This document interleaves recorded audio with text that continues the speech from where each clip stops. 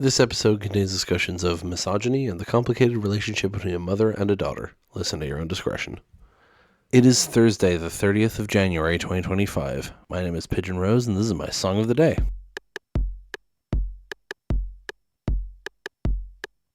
Today we're talking about a song by The Last Dinner Party. You might remember a few months ago I talked about their song, Nothing Matters. Well, today we're talking about another song from their first album called The Feminine Urge. Now, as I said in the previous episode, I heard Nothing Matters when it came out and loved it, followed their career, and I heard their other singles as they came out, but I didn't hear this one until I actually listened to the album, and this one was one of the ones I hadn't heard before that stood out to me so much. I love this song. It gets stuck in my head a lot. I say that about every song I talk about in here, because they're all catchy as shit, but no, it's really good. And I thought about what other Last Dinner Party songs I wanted to talk about. I considered doing Caesar on a TV screen, but I really do like this song, so I figured I would talk about it today. There is a music video, of course. They do very elaborate music videos, so again, I would encourage you to watch it, but if not, anyway, let's go listen to it now and then come back in a few minutes and talk about it.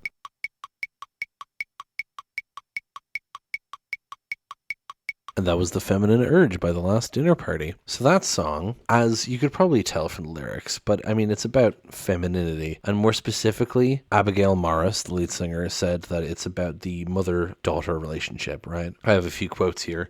Feminine Urge was written very specifically about a woman's relationship to her mother. It's about feminine generational trauma, my feelings about being a woman, and that beautiful, horrible realization that your mother is also a human who's mortal, fallible, and in pain. And then we have a different quote here. The beginning of this song was based on an unreleased Lana Del Rey song called Driving in Cars with Boys. It slaps.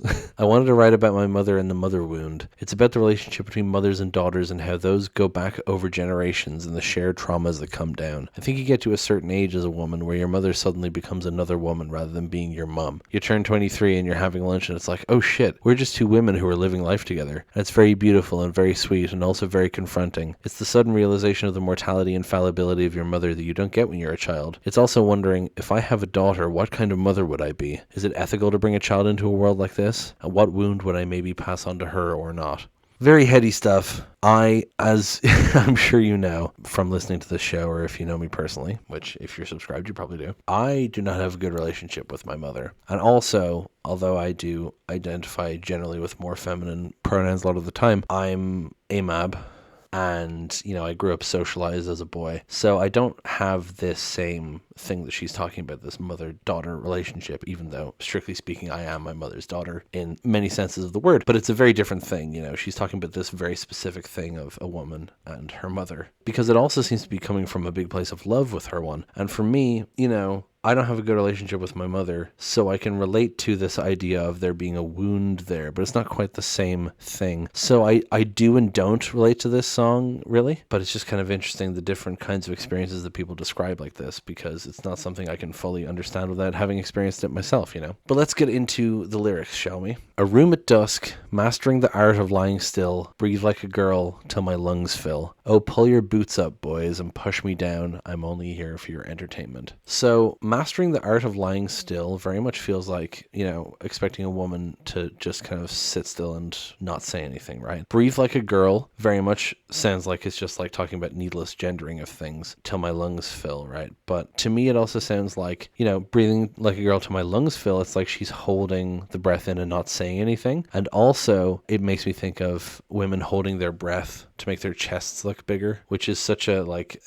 you know, it's such a sexist thing of like this expectation of beauty such that you would hold your breath even, right? But anyway, oh, pull your boots up, boys, and push me down. I'm only here for your entertainment. I mean, that's pretty clear what that's about. The idea that women exist solely for men and kind of like taunting them about it by engaging in it, you know? And then we get the chorus. I am a dark red liver stretched out on the rocks. All the poison I convert it and I turn it to love. Here comes the feminine urge. I know it so well. To nurture the wounds my mother held. Oh, ballerina, bend under the weight of it all. Ain't it fun to hold the world in your hands? Do you feel like a man when I can't talk back? Do you want me or do you want control? Failure to commit to the role I admit was a failure you achieved on your own. Do you want me to care when you just disappear? I can't win them all. So I want to say, first of all, I'm a dark red liver stretched out on the rocks. I've seen other people compare it to, and it's what I thought of as well. Prometheus, the mythical character who stole fire from Olympus and gave it to humans, and his eternal punishment for this was that he was bound to a rock and an eagle ate his liver every day. His liver would grow back overnight and then the eagle would eat it again. And that was the whole like recurring torture that he suffered. And so it's interesting to have this written here as like, this is my eternal torture. I'm the dark red liver stretched out on the rocks, right? All the poison I convert it and I turn it to love. Here comes the feminine urge. I know it so well to nurture the wounds my mother held. So I think this part's the most directly about the theme that she was talking about, the idea of, if I have a child, will I pass on the wound or will I nurture the wound that my mother held? Like, do the sins of the father awaken the son? Although obviously it's mother and daughter here. Like, do I pass on the trauma I was given or do I try to fix the trauma that I was given through my child? Do you get me? That's what it sounds like to me. It also makes me think of the Philip Larkin poem, This Be the Verse. They fuck you up, your mom and dad. They may not mean to, but they do. They fill you with the faults they had and add some extra just for you. But they were fucked up in their turn by fools in old style hats and coats who half the time were soppy stern and half at one another's throats. Man hands on misery to man, it deepens like a coastal shelf. Get out as early as you can and don't have any kids yourself. Makes me think of that, you know, this idea of passing on the pain and putting in some extra just for you. And she's talking about how she has the feminine urge to nurture the wounds, but there's this internal thing of not knowing if she's able to do that, you know. Ballerina, bend under the weight of it all, ain't it fun to hold the world in your hands? Sounds like, you know, ballerina, a very typical feminine image, and she's like talking about the weight that's on women's shoulders and ain't it fun to hold the world in your hands. Like it's very sarcastic, this song, in a sort of a dryly ironic way of saying, like, you know, this is what it's like for women. Oh, isn't it so fun? I'm only here for your entertainment. Like, she's kind of poking at it in a very direct way. Do you feel like a man when I can't talk back? Do you want me or do you want control? So that's again calling back to the earlier bit about I'm only here for your entertainment. And it's, I mean, this is the part that really caught my attention when I first listened to it, apart from the chorus bit of the dark red liver, because that just has a great beat to it. But that, do you feel like a man when I can't talk back? Do you want me or do you want control? It makes me think of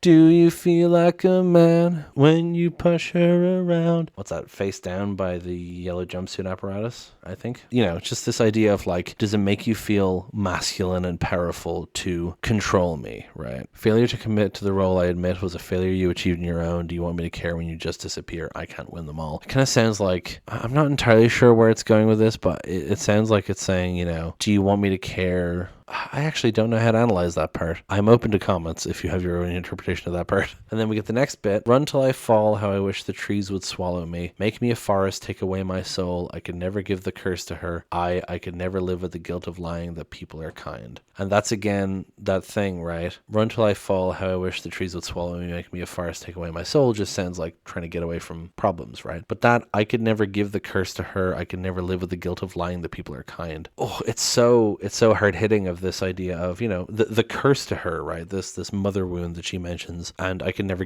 live with the guilt of lying that people are kind, because she knows that there are people who aren't kind, and it's hard to tell your children that, and so you want to tell them that people are kind, but then they're going to get hurt by assuming that everyone is kind, you know? It's kind of a catch-22 in a way. And then the rest of the song is just the chorus again, and the post-chorus, and the chorus, and the outro. Oh, actually, yes, in the final bit, rather than I am a dark red liver, it changes to give me that dark red liquor, but otherwise it's the same. Man, I love this song. Such interesting lyrics to it and such a great tune. I love Abigail Morris's voice so much. She makes such interesting choices with where she goes with the melodies and has a great range as well. Really love this song, and I really look forward to what this band does later, because this whole first album was fantastic. One of my favorite albums last year. Anyway, that's gonna pretty much do it for this episode. Thank you so much for listening. Please hit like, hit subscribe, leave a comment down below, tell me what you think. Tell other people about this show. Thank you so much for listening, and I will talk to you tomorrow. Break it down.